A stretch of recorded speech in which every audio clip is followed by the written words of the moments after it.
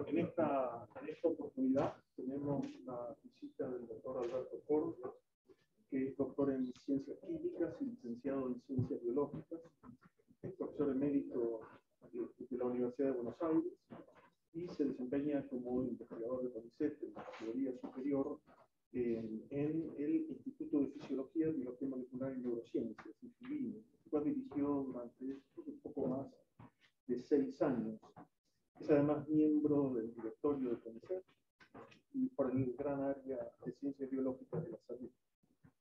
Y su principal área de trabajo es el estudio del splicing alternativo, proceso que permite a la célula obtener diferentes proteínas a partir de un único gen. El doctor Korn cuenta con más de 20 tesis dirigidas, muchas de ellas muy felicitadas, para decirlo de alguna manera, por los jurados. Tiene más de 150 publicaciones en revistas de alto impacto, con más de 15.000 citaciones en revistas de su área. Entre las numerosas distinciones, ha recibido a lo largo de su carrera, ha sido galardonado con el premio Konex de Brillante en el año 2013, como figura más destacada de la década en ciencia y tecnología de la Argentina, Premio Musei a la trayectoria en 2010, PLUS en ciencias médicas e investigador de la Nación en 2010, que eso es otorgado por la presidencia de la Nación. Es miembro de la Academia de Ciencias en la Argentina, de la National Academy of Sciences y de la European Molecular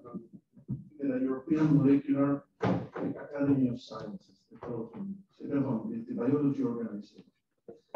Fue además miembro del board del board de editores de la revista Science durante 5 años y recientemente ha sido incorporado a la Academia de Ciencias de Francia. En junio fue la ceremonia de incorporación, por eso se pasó un poco su visita, y esta ceremonia ocurrió entonces en junio en París. Por nuestra parte estamos muy contentos de tenerlo aquí, es algo que buscamos unas cuantas veces, y en esta intención que tenemos en el CAS de combinar la asistencia con la ciencia, el CAS con el hospital, la facultad, la DDA que está empujando esto por mucho, al INCO y el Instituto de Biología, el Instituto de Medicina Translacional.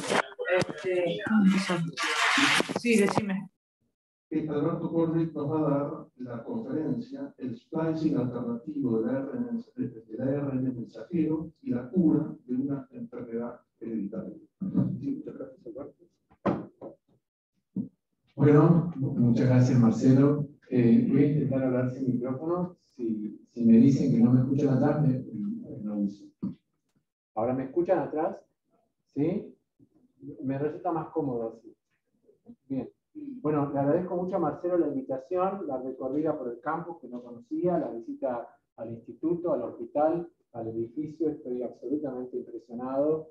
Y además tengo muchos conocidos y amigos aquí, gente que hace mucho tiempo no veía, como el doctor Pivetta, pero realmente estoy muy contento de estar acá. Y esto surgió, si bien yo lo conocía a Marcelo, nunca habíamos tenido mucha relación personal, pero vamos a contar que somos los 2 alumnos de un curso de apreciación musical que da Pablo Coan todos los miércoles, y que realmente nuestro amor por la música se combina perfectamente con el amor por la ciencia. Así que, gracias, Marcelo. Bueno, voy a contarles un poco qué es el splicing alternativo y cómo eso ha sido utilizado por otros grupos y por el nuestro para abordar la cura de una enfermedad hereditaria. ¿Qué es el...? Perdón, las diapositivas están en inglés, pero yo voy a hablar en castellano, ¿de acuerdo? ¿Qué es el splicing en general? Bueno, desde hace 42 años se sabe que los genes de los organismos eucariotas están organizados en mosaico, con partes que se llaman exones y partes que se llaman intrones, y que cuando el gen es transcripto, es copiado a ARN por la enzima que lo hace, que se llama RNA polimerasa 2, fabrica un RNA que contiene los exones e intrones, pero en el núcleo de las células hay una partícula que se va armando, que se llama spliceosoma o empalmosoma, que elimina los intrones y une covalentemente los exones entre sí, formando el ARN mensajero maduro, que es el que sale del núcleo, va al citoplasma y ahí es traducido a proteína. Esto es una diferencia con las bacterias, los organismos procariotas, donde o no hay splicing, o hay algunos casos muy particulares de splicing, pero no hay spliceosoma. Por favor, si hay algo que me quieren interrumpir, levante la mano y me interrumpen. ¿Qué es el splicing alternativo? Bueno, es que tan pronto como se descubrió el splicing, se descubrió que algunos genes tienen la posibilidad de dar alternativas de mensajeros maduros. ¿Por qué? Porque si este es el gen, que está hecho de ADN, la polimerasa lo transcribe, fabrica ARN, pero este exón puede alternativamente ser incluido o salteado, excluido del mensajero maduro. Entonces eso hace que se puedan producir dos mensajeros, uno con el exón alternativo y otro sin él, y luego dos proteínas distintas, cada una con partes iguales y partes distintas. O sea, son similares, pero no idénticas. Lo que ocurre es que cuando se descubrió esto, lo descubrieron en DNA viral, y algunos genes humanos o de ratón, se pensaba que era una excepción. Y de hecho, cuando yo hice mi postdoctorado en Inglaterra, en Oxford, encontramos el splicing alternativo del gen de la fibronectina, que resultó ser muy complejo, como van a ver ahora, y también pensábamos que era un caso muy lindo, pero que era una excepción. Hoy sabemos que esto no es una excepción, sino que es la regla. Entonces, el splicing alternativo es más la regla que una excepción porque se estimó que afecta al 95% de los genes humanos. Tenemos más o menos 22.000 genes. La mayor parte de ellos tienen algún tipo de splicing alternativo. Explica cómo se genera una vasta diversidad proteica a partir de un número limitado de genes. Porque los invertebrados, los gusanos, tienen 19.000 genes y nosotros tenemos 22.000. No hay un cambio cuantitativo muy importante en el número de genes. Sin embargo, nosotros podemos hacer muchas más proteínas porque es mucho más frecuente el splicing alternativo en los vertebrados que en los invertebrados y sobre todo en los mamíferos. Bueno, además las mutaciones que afectan este proceso han sido demostradas ser fuentes de enfermedades, tanto de cáncer como de enfermedades hereditarias. Y el cuarto punto es que la regulación de este proceso, que es tan importante como la regulación de la transcripción, no solamente depende de la unión de proteínas reguladoras al RNA que va a sufrir el splicing, sino que está acoplada a la forma en que el gen se copia, a la velocidad o a la forma en que el gen es transcripto por la RNA polimerasa B. Y ese es el tema de nuestro laboratorio desde hace más de 25 años. Esto es como yo trato de explicar qué es el splicing alternativo a un público que no está muy, digamos, no sabe mucho de bioquímica, y no es necesario saber mucha bioquímica. Si yo digo que el gen que es ADN es como si fabricara un corte de tela o varias copias de ese corte de tela grande. Y el spliceosoma, según dónde corte y dónde cosa, puede fabricar dos formas de vestimenta distintas, por ejemplo, un saco derecho y un saco cruzado. Los dos son mensajeros, van a ser proteínas, pero son similares, pero no idénticos. Y esto es lo que amplía la capacidad codificante del genoma.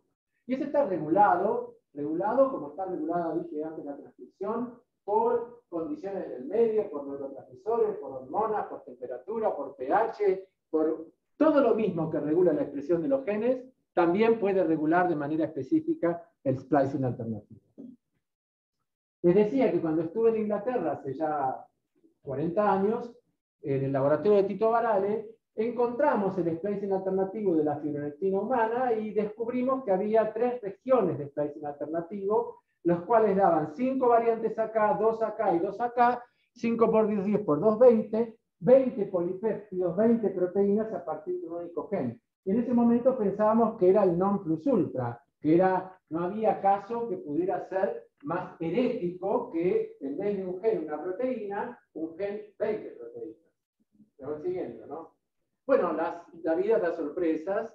Fíjense, en la mosca hay un gen, que es el gen DSCAM, que es capaz de fabricar, en teoría, aunque se han detectado la mayor parte, 38.000 proteínas distintas. O sea que, y ustedes dirán, bueno, esto es una rareza, bueno, porque hay 4 sitios de splicing alternativo, con exones alternativos excluyentes, en fin, no importa, el mecanismo se conoce. Ustedes dirán, pero bueno, pero esto debe ser ruido biológico. No, no es ruido, no es ruido, y esto determina una cosa particular que hay en los animales, que en las moscas y en los insectos se da de una manera y en los humanos de otra, que es lo que se llama en inglés self-avoidance, es decir, la imposibilidad de que una neurona haga una sinapsis consigo misma. Ustedes saben que las neuronas hacen sinapsis, pero con otras neuronas, o con músculo, o con otras células. Entonces, pero ¿por qué si está larga la neurona, el axón no toca al propio axón o una parte del cuerpo celular, una dendrita de la propia neurona? Bueno, por esto. Esto es lo que impide, no puedo explicarle ahora, que haya, lo que permite que haya self-avoidance, que se evite la neurona a lo propio. Además plantea un problema filosófico, que es que este gen produce más variantes de proteínas que el número de genes que tiene la mosca. La mosca tiene 16.000 genes y uno solo de ellos es capaz de producir hasta 38.000. O sea que lo que quiero decir es que, y esto se publicó en el año 2000, nosotros todavía seguimos obteniendo sorpresas disruptivas en la biología molecular que no están asociadas solo a la biología molecular, sino que tienen un correlato directo con la fisiología y con la patología. Este es un ejemplo que, ya para terminar con la introducción, quiero contarles porque es muy, muy significativo. Acá se trata de los murciélagos vampiros que tienen en la cara unas estructuras, que no son ojos, aparte de los ojos, la nariz y la boca, que les permite sensar radiación infrarroja. Es decir, ven el infrarrojo. Y al ver el infrarrojo, pueden ver las crías de los mamíferos, de los ratones, de las ratas, o de las gallinas, los pollitos, que son homeotermos, tienen sangre caliente, y entonces se dirigen a ellos, los reconocen, le chupan la sangre y sobreviven porque se alimentan. Son hematófagos obligados. Y esto ocurre porque en las terminales nerviosas de esas estructuras de la cara tienen un receptor, un canal, que se llama TRPD1, los neurólogos lo conocen, los especialistas en neurociencia lo conocen, que se abre y deja transmitir el impulso nervioso a temperaturas mayores de 30 grados. O sea que reconocen el calor de 37. O sea, reconocen el infrarrojo y se alimentan. Ahora bien, uno podría pensar, bueno, en estos animales apareció un gen que codifica por ese canal que es sensible a abrirse a temperaturas bajas. No, es el mismo gen que existe en ellos y en todos nosotros que codifica el canal que se abre a temperaturas mayores de 43 grados y que es el que permite detectar el calor nocivo y que es el que nos produce el dolor cuando nos acercamos a una fuente de calor intensa. Entonces, si el gen es el mismo, ¿qué pasó en los murciélagos vampiros? Lo que ocurrió es que hubo un evento de splicing alternativo que permite que este segmento que está en el producto normal desaparezca en el producto que está en las terminales nerviosas de la cara. Entonces, ahora el canal cambia sus propiedades, se abre a 30 grados y les permite sobrevivir. Entonces, ahí tiene un ejemplo claro de cómo hay un cambio de información que es splicing alternativo que les permite a animales sobrevivir por alimentación y no quemarse cuando hay incendio. Bueno, el splicing ocurre mayormente simultáneamente con la transcripción, y esto se sabe desde el año 88, y no hay, a pesar de que los biólogos moleculares trabajamos con tubitos y con cantidades pequeñitas de volumen y lo vemos, no hay nada más contundente que ver algo, ¿no? Y acá se ve, en una micrografía electrónica, un gen, que es lo negro, yo el dibujo lo hice en colores, acá está donde está el promotor, donde comienza la transcripción de ese gen, que es DNA, y esto que está en violeta, que obviamente la naturaleza está en violeta, son los ARN que se están fabricando por estos ñoquis que están acá, que son las moléculas de ARN polimerasa que está avanzando. Y ustedes ven que antes de que se termine el gen, esta es la dirección en que avanzan, ya se ven estos bucles que son los eventos de splicing, donde se están eliminando los intrones. O sea que la eliminación de intrones y la unión de exones va ocurriendo a medida que se va fabricando el RNA. Y bueno, hay mucha más evidencia de esto, y nosotros encontramos en el año 97 con Paula Kramer, que era un estudiante de doctorado, que el splicing alternativo también está acoplado a la transcripción. Y básicamente ese acoplamiento puede ocurrir porque haya cambios en la velocidad de la polimerasa, que es la que va copiando, puede ser más lenta o más rápida, como van a ver, eso se llama acoplamiento cinético, lo llamamos nosotros acoplamiento cinético, o cambios en el reclutamiento de proteínas, de factores que trabajan en el splicing, ya sea la propia RNA polimerasa o la cromatina o al propio RNA que van haciendo, y eso lo llamamos acoplamiento por reclutamiento. Es decir, hay una relación, digamos así, en un libro de texto común, incluso en el libro de Alberts, ustedes verán un gen, un RNA enterito, y luego el splicing que elimina los intrones y fobra el RNA más corto. Bueno, eso no es cierto. Por eso lo primero que decimos a resolver la introducción, por favor, no crean todo lo que está en los libros. La primer mensaje. Creer, no. Miren, comparen, fíjense, discutan, busquen. ¿Qué pasa? No es cierto eso. El splicing va ocurriendo a medida que se va fabricando el RNA. Si no, imagínense, el gen más largo que tenemos los humanos es el gen que codifica por la distrofina. Está mutado, produce distrofia muscular de Duchenne y de Becker. Ese gen tiene 2 millones de nucleótidos de longitud. La polimerasa tarda 16 horas entre salir del promotor y llegar al otro extremo. ¿Ustedes imaginan un RNA de 2 millones de nucleótidos esperando que la polimerasa llegue al extremo para que recién las enzimas le quiten los intrones y le unan los exones? Es poco parsimonioso. Bueno, no ocurre, por eso se va ocurriendo a medida que se va haciendo. Alberto, ¿esto ocurre solamente en polimerasa 2 o otras polimerasas también hacen? No, esto ocurre en polimerasa 2 porque la polimerasa 2, que es distinta de la 1 y de la 3, tiene un dominio particular que se llama dominio carboxilo terminal, que es el instrumental para que esto ocurra. Si vos se lo sacás, deja de ocurrir. Bueno, nosotros vamos a... ¿Hay otra pregunta? Encantado.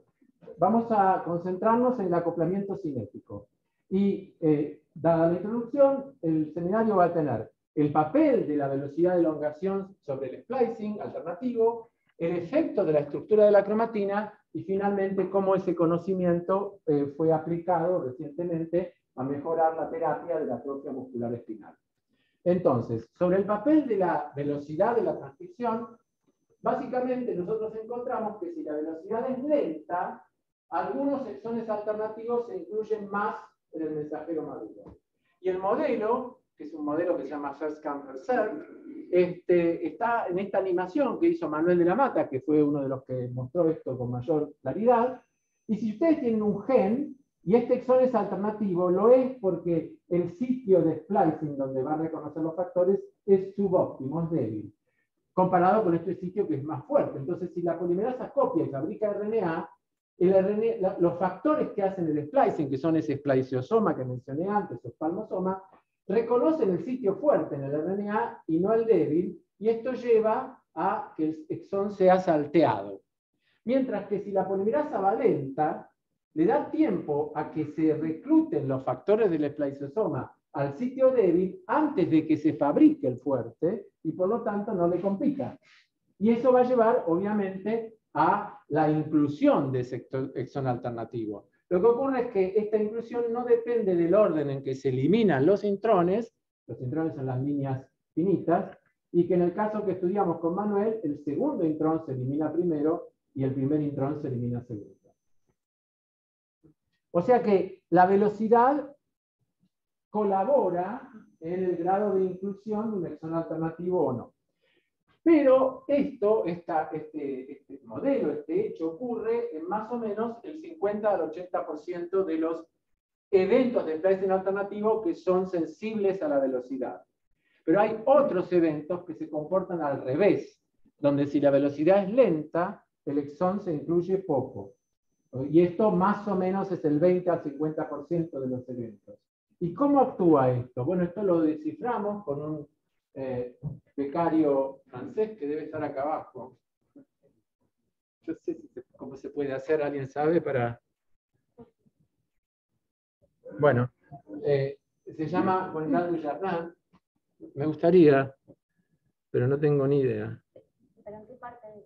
Está tapado por esto. Sí, pero soy inútil, no importa, dejémoslo ahí.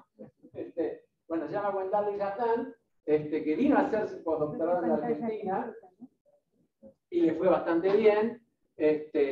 Bueno, ahí dice que lo publicamos, bueno, no importa.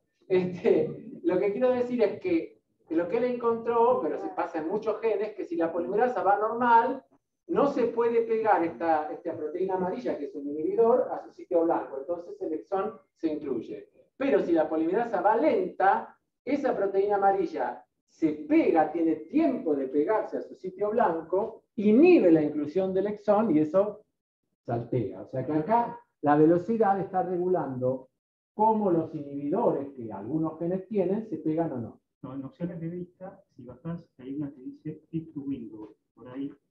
Opciones, pero las opciones de vista las tengo en esta computadora. Sí. Bueno, voy a esta, ¿ver? Quizá ahí, ¿Qué dice? ajustar a la ventana, quizás sea eso. ¿Lo ves vos? Yo no veo nada. En la primera línea, 100%, 50%.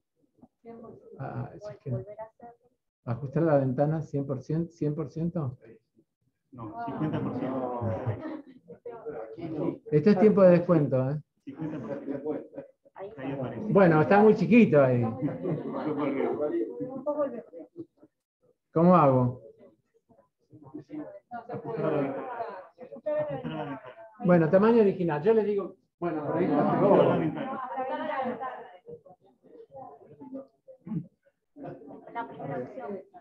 Bueno, está bien, no importa.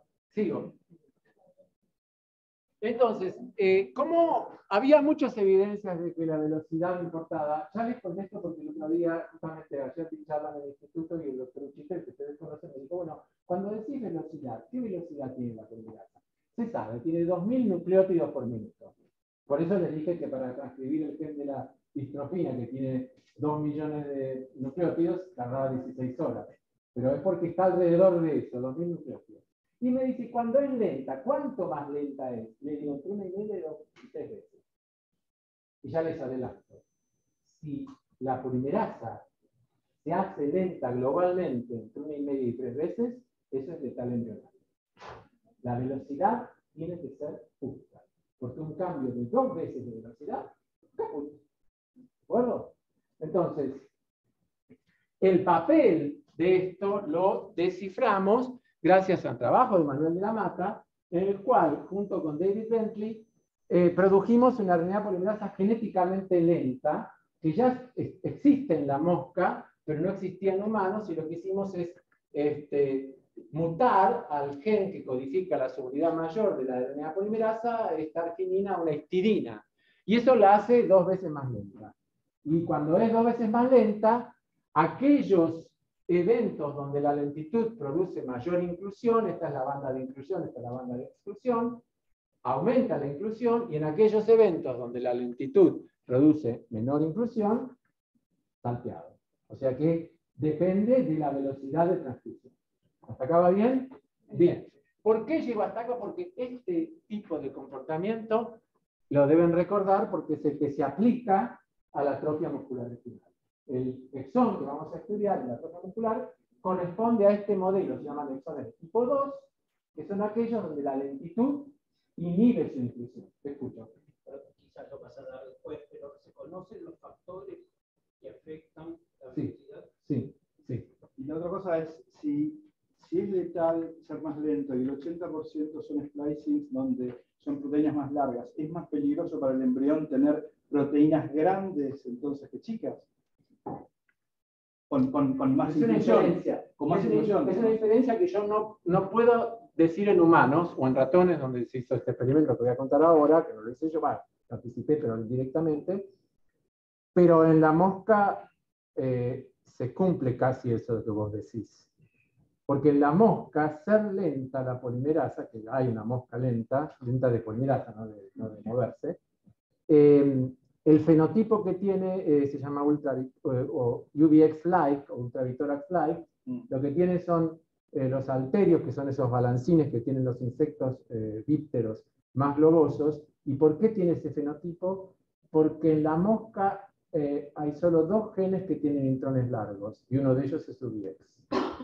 O sea, el efecto de ser lenta jode más, perdón la palabra, a un gen largo que a un gen corto, como el compañero acaba de decir. ¿Está bien? Bien. Voy rápido porque todavía no entré en atrofia. Esto es un trabajo que hizo mi amigo Javier Cáceres, que es argentino y que trabaja en Edimburgo, es profesor en Edimburgo, y él lo que hizo es generar ratones genéticamente modificados, donde reemplazó la polimerasa normal por la lenta. Y esos ratones, como dije ya hace un rato, mueren intrauterinamente. Eso es letal embrionario. Pero él logró obtener células troncales embrionarias, células madre, embryones stem cells, de los embriones antes de que abortaran, y las cultivó. Y cuando las cultivó, analizó que evidentemente había un montón de cambios en la expresión de los genes, y evidentemente había un montón de cambios en el splicing alternativo. Pero además, se comportaban esas células mal, porque cuando las ponía a diferenciar en neuronas, no diferenciaban. O sea que sobrevivían, porque no sobrevive el animal, pero sobrevivían sus células, pero tenían defectos tan grandes como que perdían la capacidad de renovación de las stem cells neuronales. O sea, no había diferenciación. Esta es una prueba de principio de lo que les dije antes, y hoy sabemos que si todo es lento, eso es incompatible con la vida del organismo, es compatible con la vida de las células, pero hasta cierto punto. Bueno, entonces la pregunta del doctor era, ¿qué es lo que puede cambiar la velocidad de la transcripción que no sea una mutante artificial lenta que hicimos nosotros en el laboratorio? Bueno, básicamente pueden ser cambios en la actividad intrínseca de la polimerasa, como su fosforilación o su asociación a factores de elongación, y esto no lo voy a contar hoy, pero es el trabajo de Manuel Muñoz, de Nicolás Nieto Moreno, de Luciana Jones en mi laboratorio, que han estudiado cómo el daño al DNA enlentece la polimerasa y cambia el splicing alternativo, y eso fue publicado. O lo que sí me interesa son cambios en el molde, en la cromatina. La cromatina que vamos a ver ahora puede ser más compacta o más laxa. Y si es más compacta, la polimerasa le cuesta andar más, va más lenta, como este camión en una ruta de ripio. Mientras que el camión de arriba en una ruta de asfalto va más rápido. Entonces, creo que tu pregunta se responde diciendo que el hecho más importante fisiológico que puede limitar el pasaje de la polimerasa es la compactación de la cromatina. Y esa compactación depende, bueno, esto es simplemente para recordar que la cromatina es la estructura donde están asociados las proteínas histonas al ADN formando los nucleosomas, y nosotros ya en el año 2001 habíamos visto que si tenemos una cromatina compacta, la polimerasa va más lenta, y entonces hay un tipo de splice, en este caso es un exón de tipo 2, que cuando va más lenta se excluye más, por eso la flecha gruesa, pero que si uno abre la cromatina acetilando las histonas, por ejemplo con el ácido valproico, que vamos a usar mucho más adelante, la polimerasa va más rápida y el splicing cambia. Entonces, y esto es cromatina intragénica, esto no es la cromatina de la zona del promotor donde empieza la transcripción, de la estación retira donde salen los trenes. No, esto ya es en la vía adentro.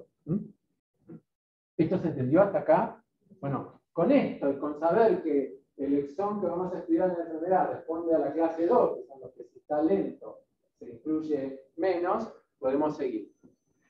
¿Qué es lo que determina la compactación de la cromatina? Bueno, tiene que ver con estas proteínas llamadas histonas, que son estos ñoquis amarillos, que tienen unas colitas que son susceptibles de ser modificadas químicamente con grupos químicos que se los agregan ciertas enzimas, ¿no? Entonces, por ejemplo, ¿cuáles son esos grupos químicos? Son fosfatos, grupos acetilos, grupos metilos.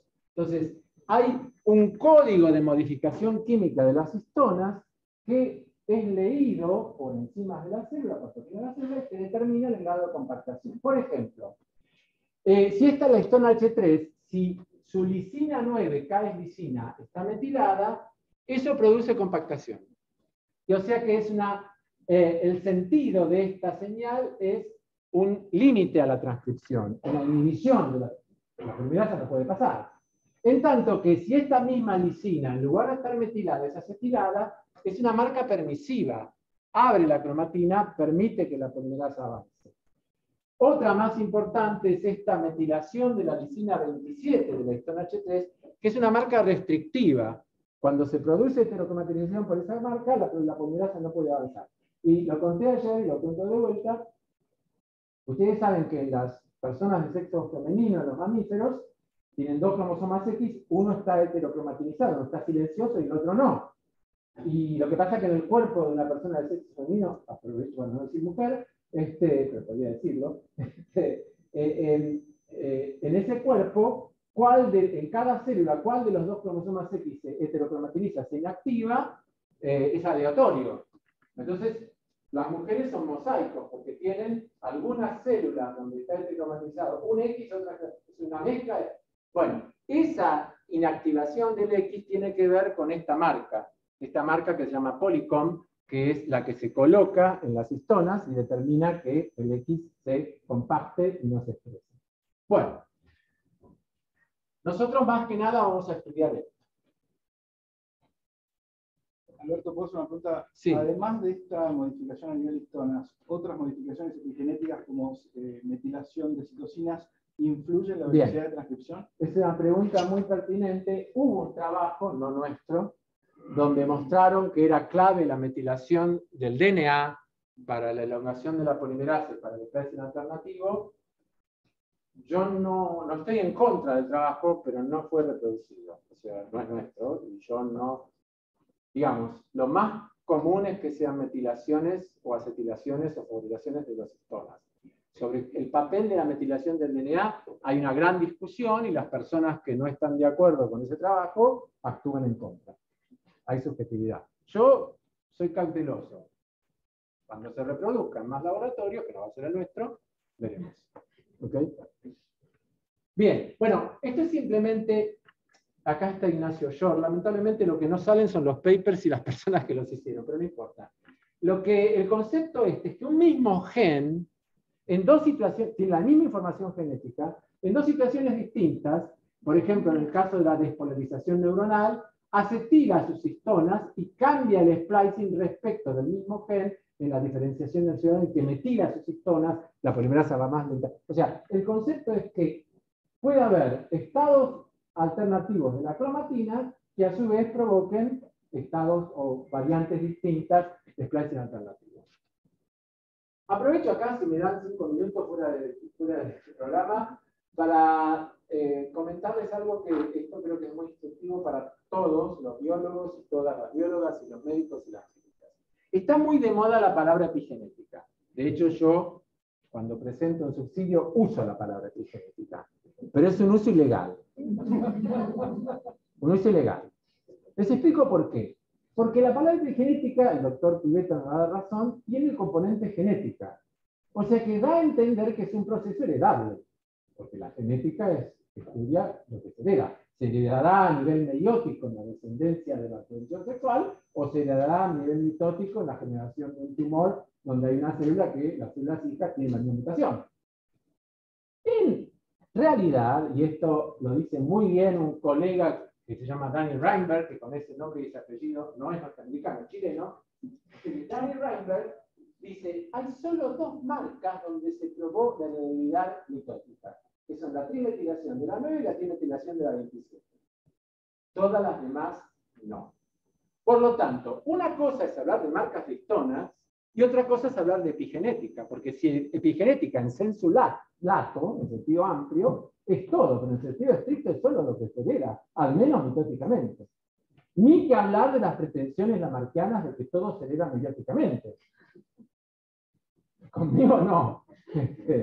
Si alguien tiene pruebas, hay algunas herencias de influencia del medio ambiente a la descendencia, pero no está probado que sean los mamíferos por marcas y todo. Entonces, cuando usamos la palabra epigenética, la usamos o en sentido amplio y legalmente, o en sentido estricto cuando hay prueba de la herencia. ¿De Pero acuerdo? sí, entonces, porque hay trabajos, bueno, yo recuerdo haber leído así, que hasta primera generación y tal vez Sí, segunda pero ese es el generación, fenotipo, no la marca. la marca, no es... En plantas sí, en No, mamíferos en ratones. no la marca. Es el fenotipo.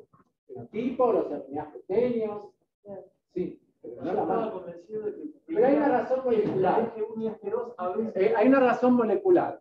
Hay una razón molecular, que es que solo en la enzima que trimetila la 9, que trimetila la 27, la propia enzima es writer and reader.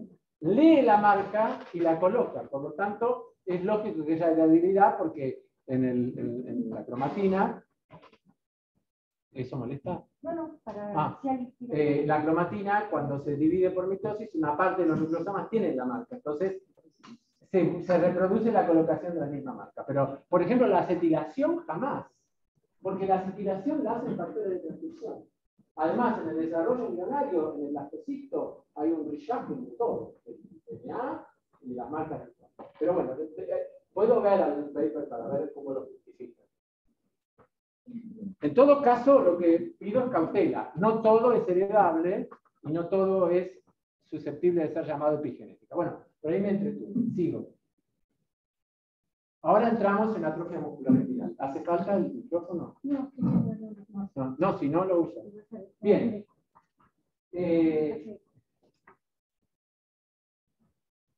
Primero cuento las bases y después cuento por qué empezamos a investigar esto. Bueno, la atrofia muscular espinal es una enfermedad hereditaria autosómica recesiva. Eso quiere decir que el gen responsable está en el autosoma, no está en los cromosomas sexuales, y es recesiva porque los niños afectados tienen que haber heredado dos alelos enfermos, uno del padre y otro de la madre. ¿De acuerdo?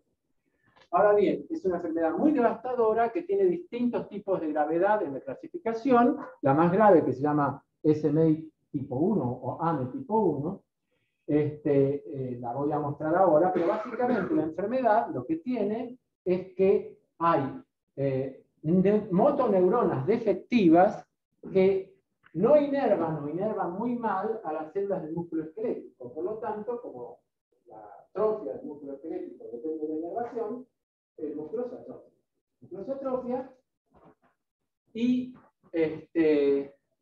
lo notable es que la causa molecular de esta enfermedad es que el gen que está afectado produce una proteína, que vamos a ver ahora, llamada SMN, que se expresa en todas las células, no solo en las motoneuronas. Se expresa en hígado, en páncreas, en el resto del cerebro, en el testículo, en todos lados. Porque esa proteína es esencial para el fenómeno de splicing, que es una casualidad, podría ser esencial para la glucólisis, no importa, pero es esencial. Entonces la pregunta es, ¿por qué la ausencia o la falencia de una proteína esencial afecta principalmente a las motoneuronas y produce atrofia muscular? La respuesta es, no sé. No se sabe. Pero sí se sabe que es muy común esto. Es muy común que haya enfermedades hereditarias producidas por deficiencia de una proteína y que haya algún tejido que es mucho más sensible a esa deficiencia que otra. Y en este caso son las motoneuronas. En este caso producen atrofia. ¿Hasta acá va bien? Es bastante común que proteínas que son ubicuas, constitutivas, necesarias en todas las células, cuando baja su cantidad a cierto nivel, hay algún tejido que es mucho más sensible que el resto, y ese es el que se ve afectado. Por ejemplo, en retinitis pigmentosa, la falta de la proteína PRP8 produce retinitis, pero la PRP8 se expresa en todas las células. Solo que las células de la retina son más sensibles a la disminución de esa proteína. ¿Está bien, doctor? ¿No tengo un oftalmólogo cerca? Sí. ¿Puede tener algo que ver con el largo del axón, digamos, el tamaño de las motoneuronas? Ahí sí, todo esto está estudiado. Yo la parte neurofisiológica, los potenciales de acción y las características de las motoneuronas las estudiaron expertos en el tema. Yo soy un recién llegado y tampoco trabajo en eso, pero estoy seguro que se estudió. Se estudió todo. Toda la respuesta de la célula muscular, el tipo de inmunización, todo. Es una enfermedad muy estudiada. Era la causa más frecuente de muerte infantil por enfermedades hereditarias. Y el gen que está mutado es el gen SMN1, que como dije produce la proteína SMN. Entonces, cuando este gen está mutado, generalmente son de lesiones, no se produce la proteína. Ahora, según les dije yo ahora, esto tendría que ser letal embrionario, porque si la proteína es esencial, por su falta, estaría faltando en hígado, en cerebro, en páncreas, en riñón, en el músculo esquelético, en todas partes. ¿Por qué no se produce en los humanos la muerte intrauterina? Porque tenemos otro gen. Tenemos un parálogo en el mismo cromosoma 5, que solo nosotros los humanos los tenemos, o sea que fue una duplicación muy reciente en la evolución, y que se llama SMN2. SMN2 tiene la misma longitud que SMN1, tiene 30.000 nucleótidos de longitud, pero tiene 11 cambios de bases a lo largo de su gen, tal que uno de ellos, que está en este exón 7, hace que el exón 7 mayormente no se incluya en el mensajero maduro. ¿Hasta ahí va? Solo 11. Ahora, se incluye y hay un 20% de proteína sana y un 80% de proteína no sana truncada que se degrada. ¿Hasta ahí va? Pero eso es muy importante porque por tener ese cambio acá, muy poquito se incluye. Pero eso que se incluye, ese 20%, este está jodido, no hace nada, es suficiente para que el embrión y el feto lleguen a término y el bebé nazca. El bebé nazca, y si no se lo trata, a los 6, 7 meses, por no poder ventilar, vieron que se respirar, pero yo tengo que decir ventilar. Bueno, por no poder ventilar, estoy jorobando, si no me divierto yo. ¿Se entiende? En sensu lato, respirar es tanto la respiración celular como la ventilación de los pulmones. Pero para jorobar a los médicos digo ventilar. ¿Hay algún miren como el idioma. ¿Hay algún neumólogo en la sala? En la Argentina, solo en la Argentina, no sé si en Uruguay, Chile y Bolivia, se dice neumonólogo. Pero el neumonólogo es un especialista en neumonía. En neumonocitos. Sí, no sé. En España se dice neumólogo. Neumólogo. Bueno, no voy a molestar más a nadie, uno en las próximas horas. Bueno, entonces, este 20% es suficiente para que los bebés nazcan, pero,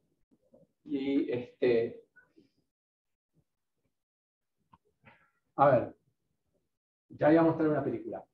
Adrián Kreiner, que en Estados Unidos lo conocen como Adrian Kreiner y no saben que es uruguayo porque no tiene acento, en inglés, en castellano es rioplatense de los chistes de Cañito, pero en inglés no tiene acento. Él hizo el secundario en Montevideo, después se fue a hacer la universidad, el doctorado, el postdoctorado y la fama en Estados Unidos.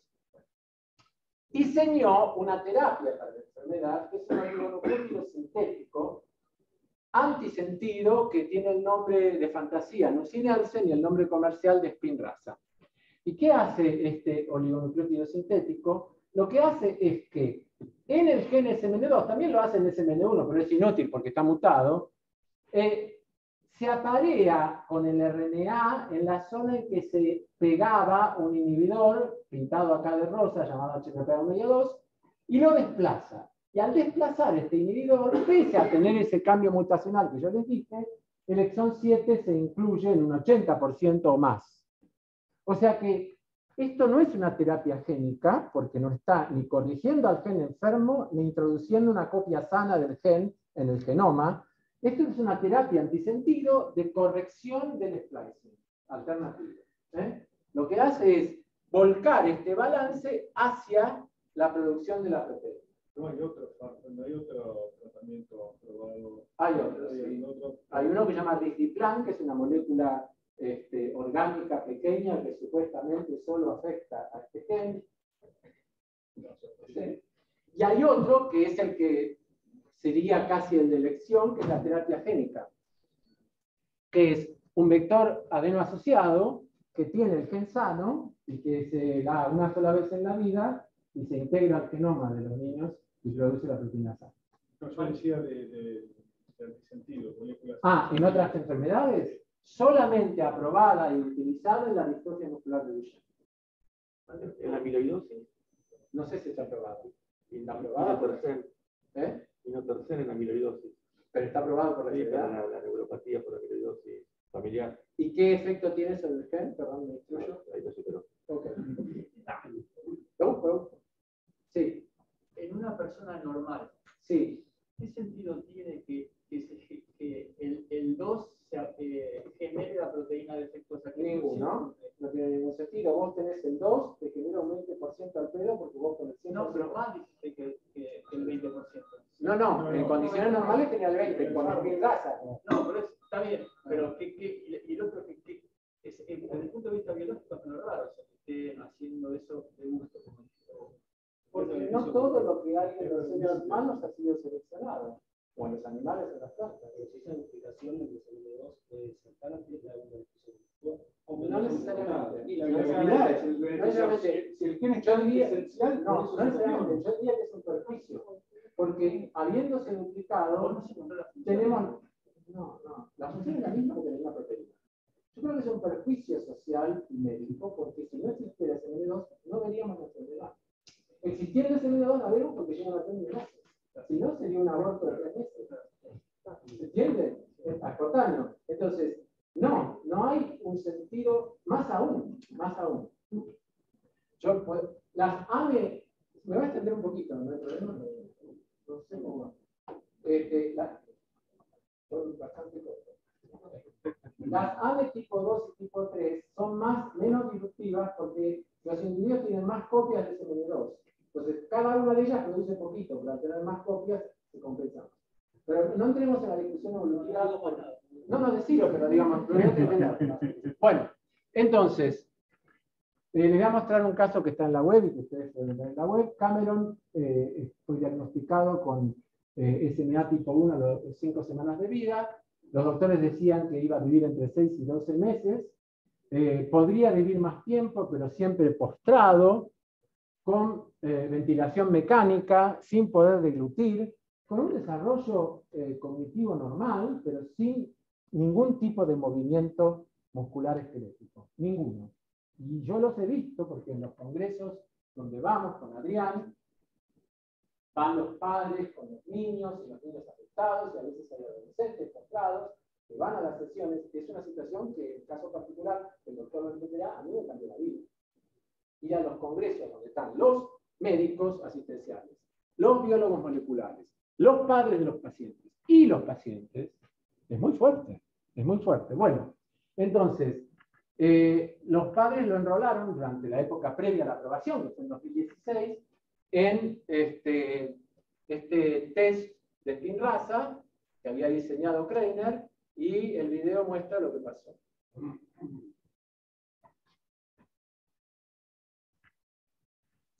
Bueno, ahí estamos 7 semanas de vida antes de comenzar el tratamiento. Tiene lo que se llama belly breathing, tiene muy pocos reflejos. Y ahí empezó el tratamiento, es por punción lumbar intratecal. 4 meses y medio, no solo sobrevivió, sino que ahora agarra un objeto.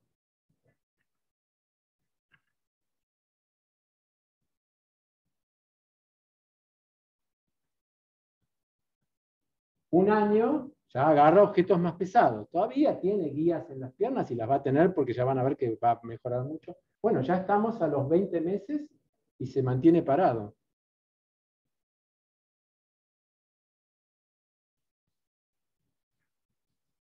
Y acá estamos a los 3 años, Cameron tiene ahora 6 y anda en bici. Voy a decir algo que es un poco molesto. Lo dije ayer, inicialmente quizás sea más molesto. Yo soy ateo, pero cuando Adrián Kreiner entra al Congreso, es Dios. Es la primera enfermedad neurodegenerativa curada por la ciencia básica basado en el conocimiento del splicing alternativo por el poliglutino sintético que se inyecta en el líquido cefalorraquídeo. ¿De acuerdo? Sí. ¿Cómo se estima el tratamiento? Son 3, el primer año son 4 inyecciones, después son 3 inyecciones anuales. Cada inyección costaba $150.000 por Biogen. Los gobiernos, entre ellos el argentino, llegaron a un acuerdo con la empresa, por lo cual lo bajó a $80.000 cada inyección.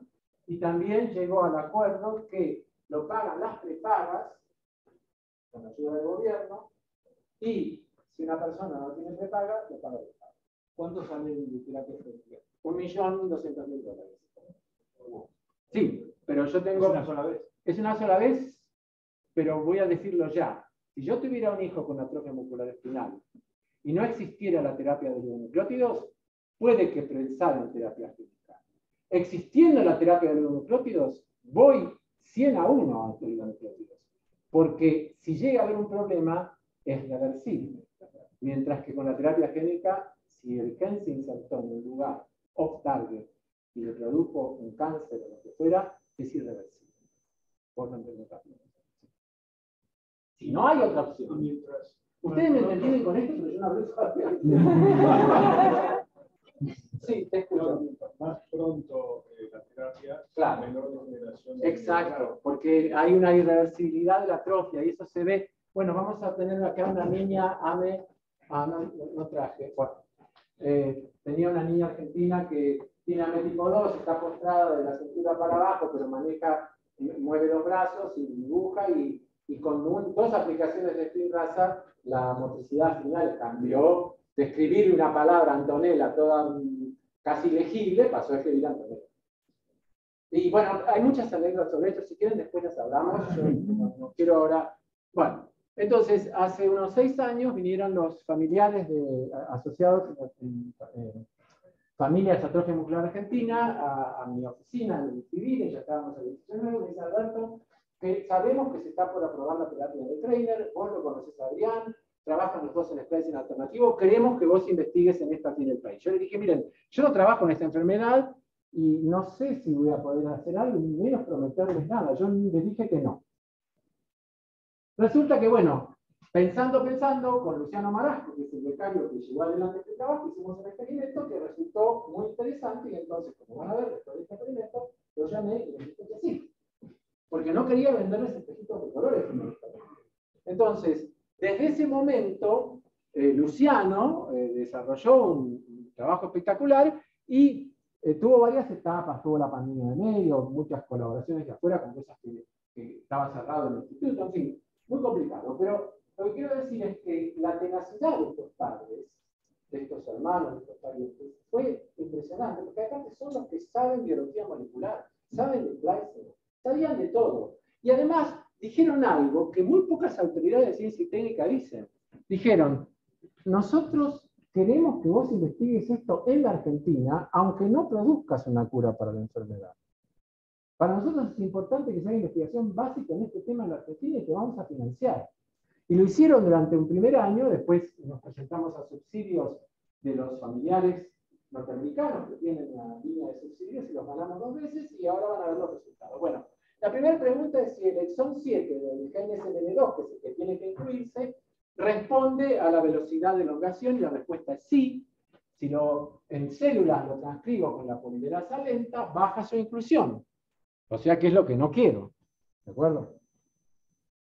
Entonces, después revisitamos trabajos publicados por el laboratorio de David Gentry, GenomeWide, y vimos que él había usado una polimerasa rápida.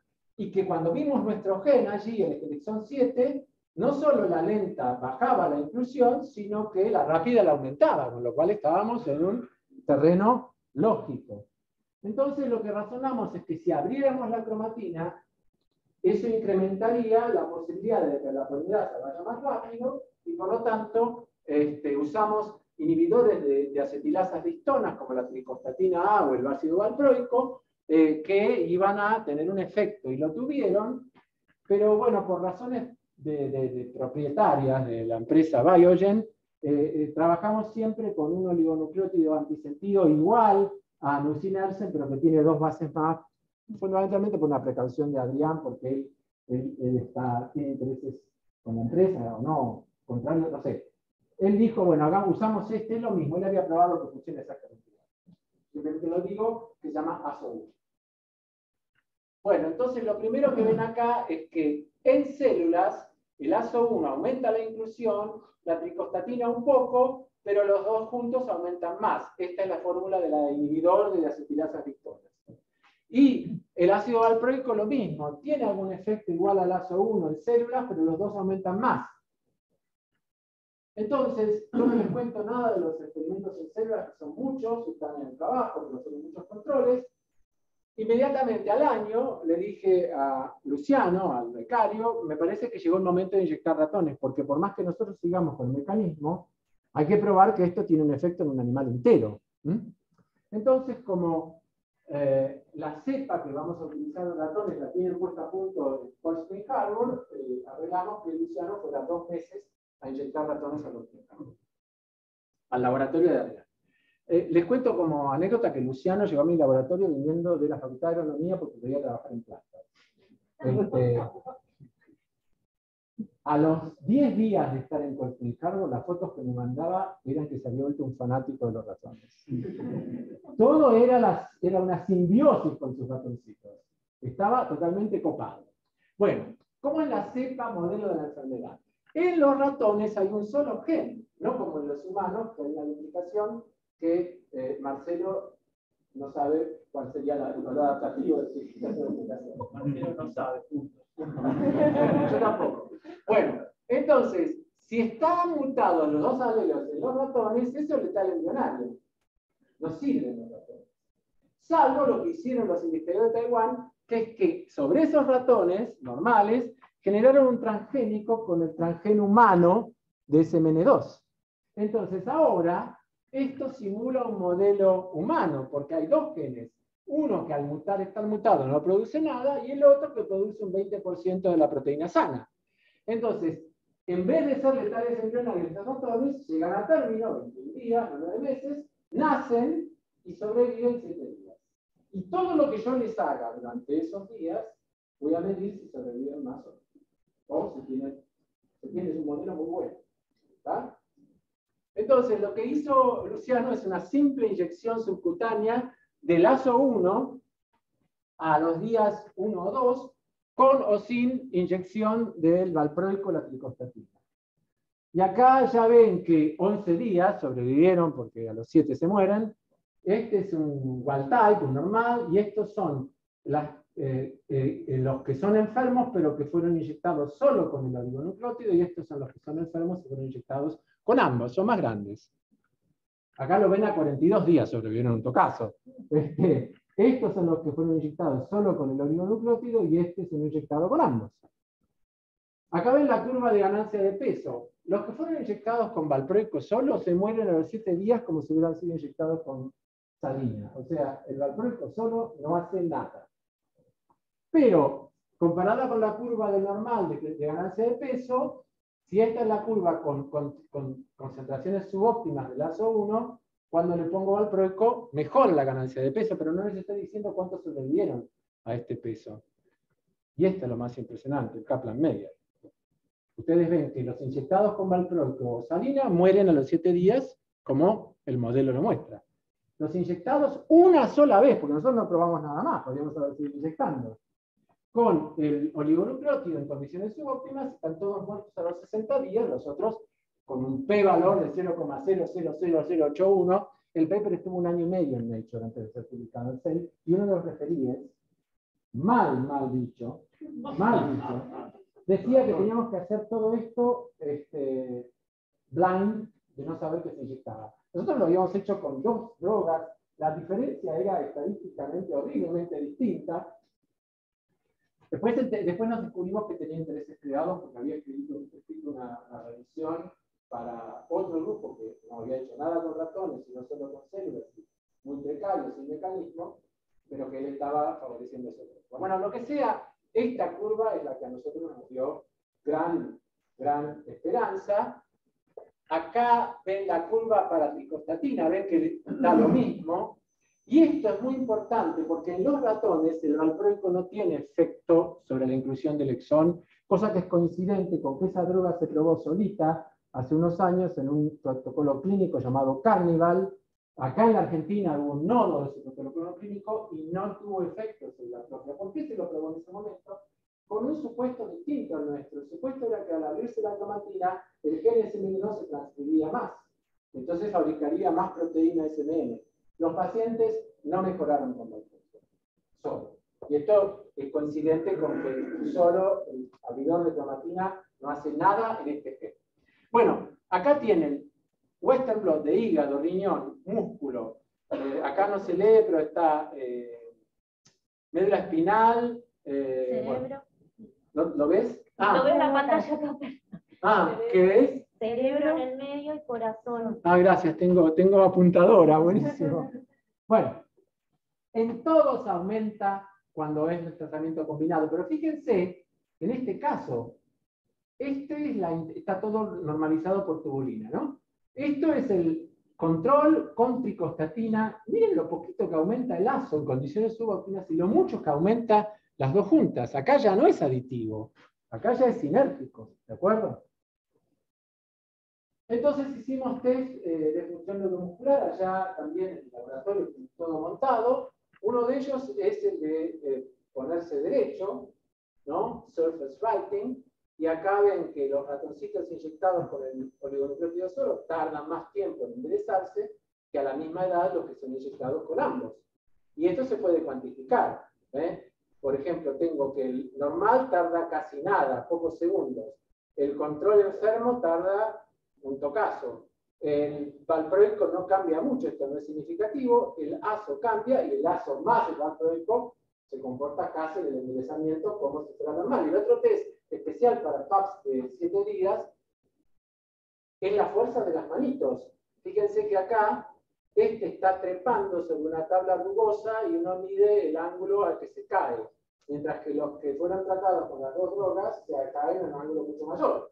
Entonces acá tienen la cuantificación, lo voy a explicar. Yo aprendí de acá que en inglés transportador se dice protractor, no sabía. ¿Algunos sabían? Protractor, parece un instrumento de cirugía, ¿no? Protractor. ¿No? Complejo. Complejo. Complejo. Bueno. Se dan cuenta que el lenguaje me puede, ¿no? Bueno, entonces, rápido quiero contar. Si fuera hasta acá, este paper no habría sido publicado en Cell. Lo fue por lo que viene ahora. Es que nosotros encontramos que el propio ASO, el propio oligonucleótido, tiene un efecto en la cromatina. Estaba ese efecto relacionado con uno que habíamos encontrado hace muchos años, en 2009, con Mariano Alió, por el cual habíamos visto que RNAs cortos, llaman siRNAs, podían, si estaban dirigidos al RNA naciente en un intrón, heterocromatinizar esa zona, frenar a la polimerasa y cambiarle splicing. Y dijimos, bueno, ¿el ASO hará lo mismo? Es decir, ¿el ASO también crea un bloqueo a la transcripción? Y la respuesta es sí. Fíjense lo que hace el ASO. Este es el largo del gen. ¿Okay? Es el largo del gen. Acá, por el método de inmunoprecipitación de la cromatina con un anticuerpo contra la marca de silenciamiento, metilación de leucina 9 de exon H3, medimos y vemos que a lo largo del gen, el ASO, el inrasa del trainer, aumenta la metilación, o sea, silencia el gen, mientras que en el control no, esto está mal acá, esto no tiene nada que ver, en el control no, está mal el gráfico. Y cuando trato con valproico baja también esa metilación. Y acá lo que estamos midiendo es con un anticuerpo contra la polimerasa 2 y se ve que el ASO provoca acá es donde se pega el ASO, provoca este pico acá, lo llamamos roadblock a la elongación, que desaparece cuando tratamos con valproico, que no está con el valproico solo y que no está en el control. O sea, hay un bloqueo a que pase la polimerasa, pero ustedes se acuerdan que este exón era tal que si la polimerasa iba más lenta, se incluía menos, era el tipo 2. Por lo tanto, lo que está pasando es que el ASO tiene dos funciones. Por un lado, como Kreiner describió, despega al inhibidor, lo cual contribuye a la inhibición. pero por el otro genera esta heterocromatinización en la cromatina y tiene el efecto opuesto porque este exón responde al revés a la irrigación. Cuando trato con un inhibidor de acetilasas, contrarresto el efecto negativo y ahora los dos apuntan para el mismo lado. Es por eso que además advierte a la comunidad, no sé cómo es en la ¿cuál era la enfermedad? La amiloidosis, advierte a la comunidad que ahora tienen que mirar, cuando diseñan un ASO, un oligonucleótido antisentido, para curar una enfermedad, ¿qué efecto tiene la cromatina? Porque puede tener un efecto, como en nuestro caso, contrario a lo que queremos, o puede tener un efecto positivo a lo que queremos. O no puede tener ningún efecto ninguno, pero hay que mirarlo. Bueno, la pregunta del millón es, ya termino, ¿cuán pleiotrópico es el valproico? ¿Cuánto causa a nivel molecular que no sea este efecto? Bueno, voy a decir ¿El diseño del estudio de estos cambios fue hecho a posteriori del experimento in vivo o lo sospechaban antes? Fue en paralelo. Fue en paralelo. Pero mucho del hilado fino fue durante ese año y medio en que Nature nos estaba rebotando el paper y nos pedía más, nos pedía más, nos pedía más. Y entonces cuando finalmente dijeron que no por última vez y lo mandamos a hacer, ya tenía el paper una robustez tan grande que en 6 meses lo arreglamos. Pero fue en paralelo. Fue en paralelo. Sí. Porque como te dije, cuando fue el hacer sus primeras inyecciones a ratones, después de 2 meses, no teníamos descubierto el mecanismo. Pero vimos el efecto que tenían los ratones. Y en paralelo hicimos lo mismo. Bueno, no voy a entrar en detalle acá. Básicamente, el valproico aumenta la elongación, no puedo entrar en detalle porque me llevaría tiempo, de todos los genes. Y el ASO no le hace nada a la elongación de ningún gen, porque solamente, globalmente no lo veo porque solo afecta a mi gen. O sea, el ASO es específico, el valproico no.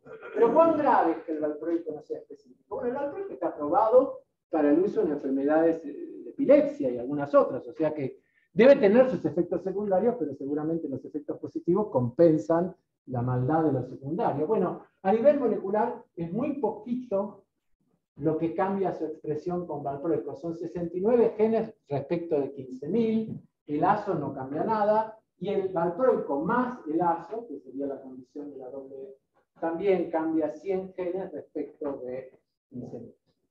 ¿Hay inhibidores de acetilasas específicos para determinadas zonas? Los inhibidores son muy variados. Tenés el cicostatina, SAHA, ácido valproico y hay otros. Cada uno tiene un espectro distinto de acetilasas de histona sobre el cual trabaja. Nosotros probamos 3 de ellos, SAHA, valproico y cicostatina, y los 3 a nivel del efecto sobre el gen y fenotípico actúan igual. ¿Okay? Glaxo tiene algunos inhibidores que llaman de distinta manera. La generación de inhibidores. Yo lo que diría es que si nosotros en algún momento logramos que se haga un ensayo clínico, tenemos que partir de un inhibidor que esté aprobado por la FDA y por las manos. Porque no puedo empezar a, por más que sean más potentes que el valproico, no puedo empezar a poner a prueba. Además ya lo vimos en los ratones, ojalá los humanos pasara de parecido. Y voy a explicar por qué. Bueno, básicamente el splicing tampoco cambia. Quiero que termine, pero quiero contar algunas cosas. El resumen sería que hay un acoplamiento cinético que una baja elongación puede promover tanto la inclusión como el salteado de un exón, dependiendo del exón particular del cual estoy hablando, que el factor fundamental es la estructura cromatínica, que puede haber cambios en la cromatina en el mismo gen, en distintos tejidos, en el mismo gen ante distintos estímulos, que cambien el splicing alternativo, que estamos planteando una posible terapia combinada para la atrofia muscular espinal con el ASO1 y con apertura de cromatina, y que en el mecanismo encontramos que el ASO1 tiene 2 efectos opuestos.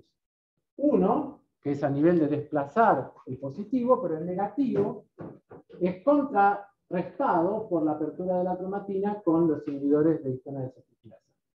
Y el paper fue la tapa de la revista Cell hace 3 semanas, con una ilustración que hizo Luciana Yono, que es una ex miembro del laboratorio, que ahora se dedica a hacer ilustraciones y gráficos para publicaciones científicas, en la cual queríamos de alguna manera poner el balance. Y cada vez que mostramos esto, mucha gente dice, ah, es Miró. No, no es Miró porque es Calder, pero lo que pasa es que Miró es más conocido, más popular que Calder, y ambos usan colores primarios. Y encima, teníamos necesidad de usar un color secundario, un verde. Dijimos, no, pero Calder no usa secundario. Bueno, fuimos a la literatura, es decir, a Wikipedia, buscamos imágenes, y sí, Calder usa también secundarios, y lo que se ve acá, decía yo, claro. Bueno, lo que se ve acá es que si la cromatina está acetilada, se unen los tres exones. El 7 es el blanco, el 6, el 7 con el 8, pero si la cromatina está metilada, el exón 7 se saltea. Ese sería el mensaje. Bueno, ustedes saben que uno propone la capa, pero después disponen ellos.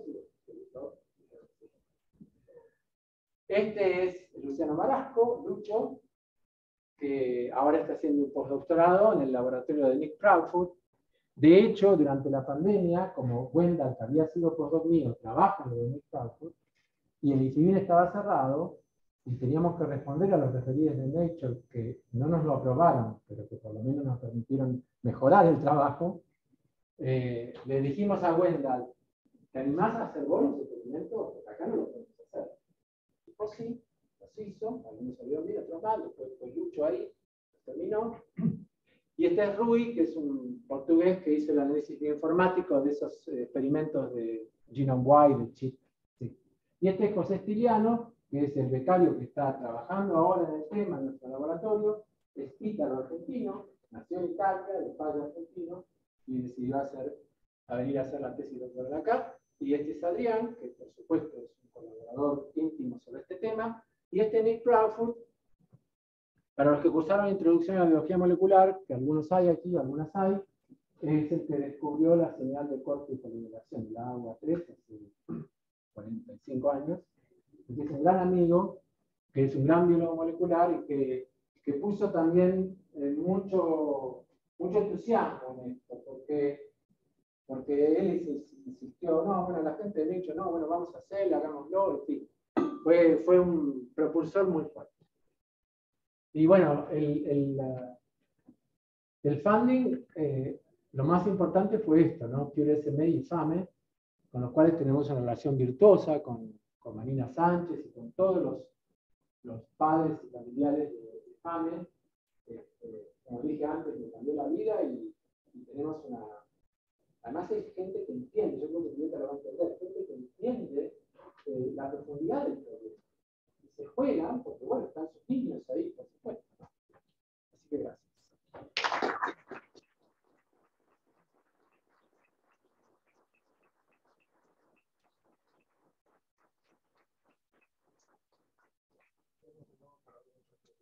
Bueno, si abrimos un ratito más para preguntas, alguien tiene.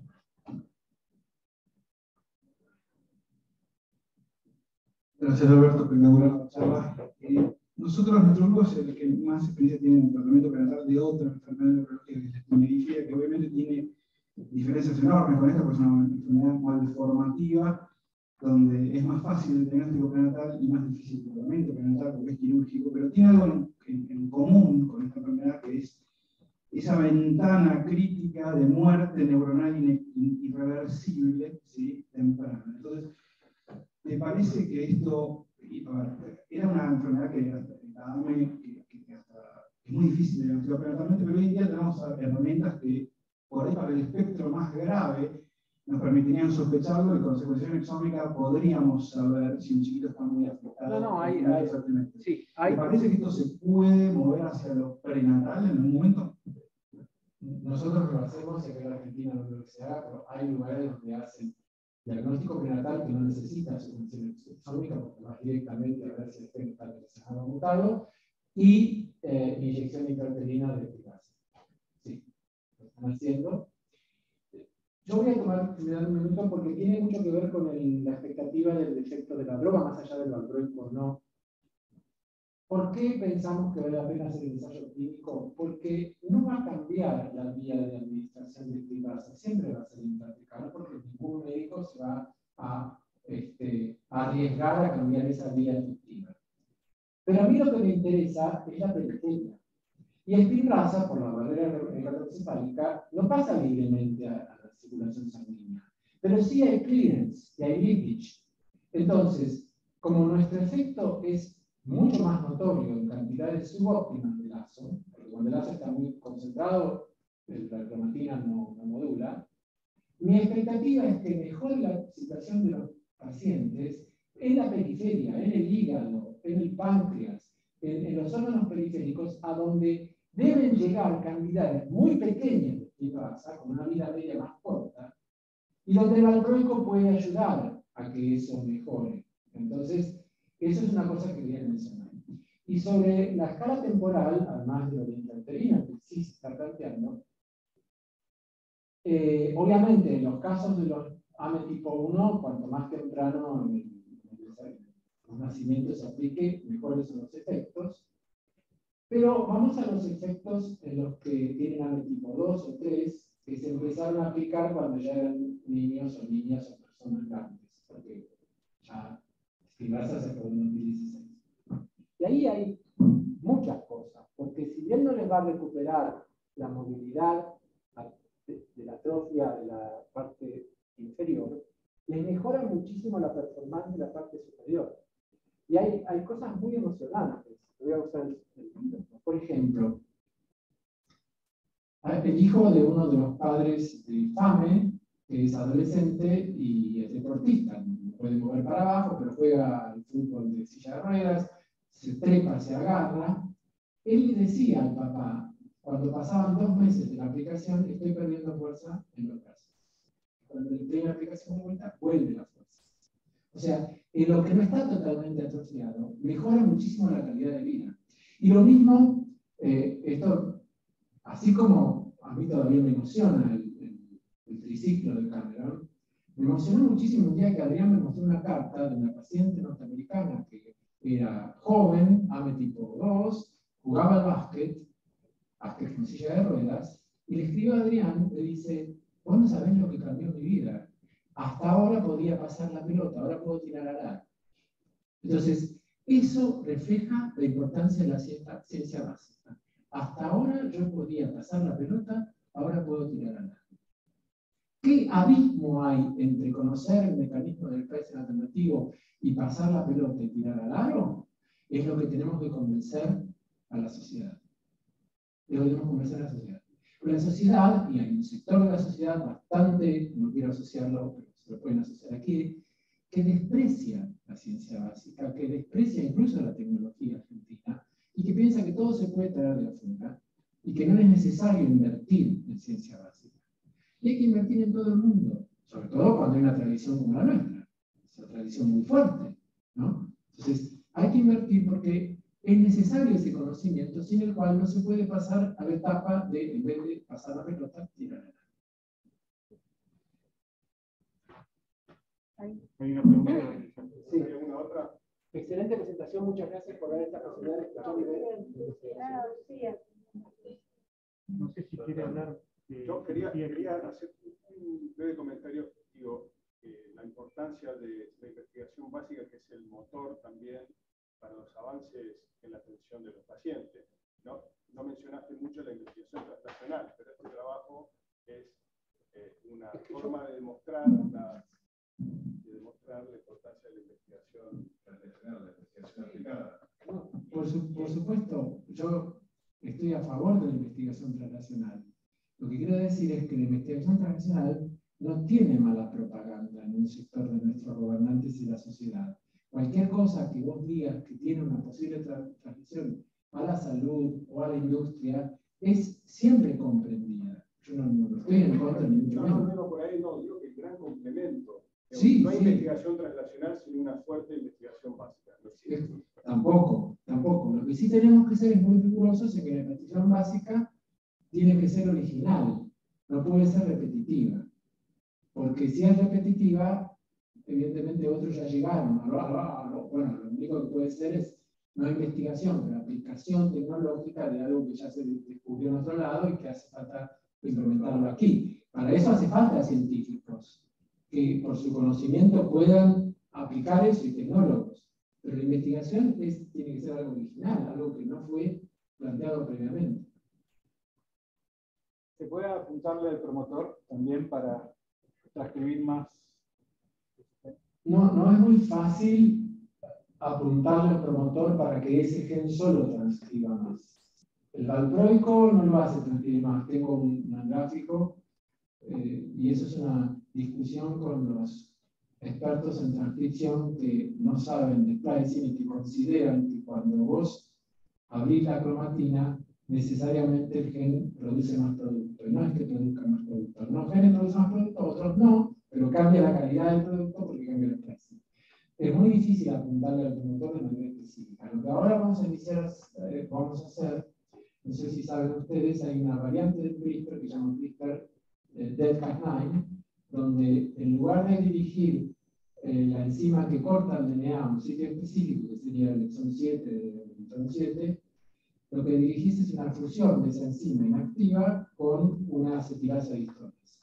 Entonces lo que queremos ver es si mandamos solo ahí, no ya el valproico que tiene efectos no muy grandes pero pleiotrópicos, si mandamos solo ahí, sí tiene el mismo efecto. Eso lo va a hacer Pepe, pero eso es muy importante. Ahí mostrabas el efecto sinérgico con el valproico, ¿no?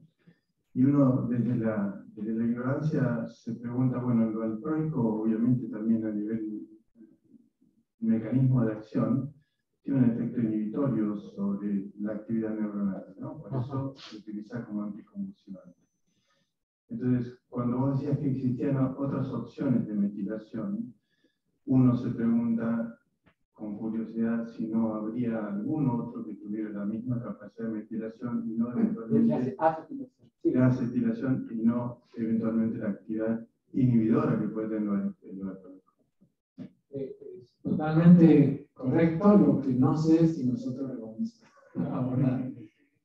Porque, bueno, esto es una punta de iceberg, y como digo siempre, cuando uno encuentra algo, bueno, no tiene que decir que el mismo laboratorio tiene que seguir con eso. Yo voy a seguir con el tema, pero no sé si voy a poder abordar cambiar el inhibidor de acetilasa de histonas por uno que sea más potente en el tema del gen y menos potente en otras cosas. Yo no lo puedo hacer. Prefiero ir dudando, por ejemplo, en esto de mandar la acetiltransferasa directamente al gen o otras cosas.